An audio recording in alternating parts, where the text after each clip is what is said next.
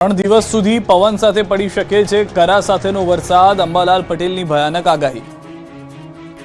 ગુજરાતમાં ગરમી માંડ જામી છે ત્યાં ફરી એકવાર વાતાવરણનો મિજાજ બદલાઈ ગયો છે। ફરી એકવાર ભર ઉનાળે માવઠું આવી ગયું છે।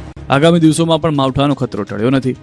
હવામાન નિષ્ણાંત અંબાલાલ પટેલે આગાહી કરી છે કે 8મી સુધી કરા સાથે ધોધમાર વરસાદ પડશે। ઘણા ભાગોમાં આંધી વંટોળ સાથે વરસાદ પડશે।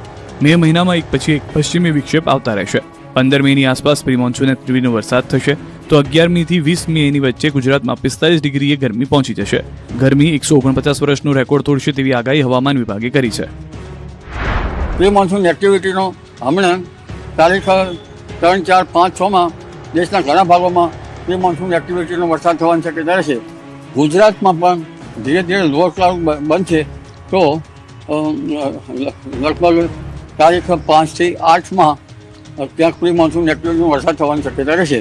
હવે ગરમીમાં આંશિક ઘટાડો થશે પણ બપોર પછી લૂ ચાલવાની શક્યતા રહેશે।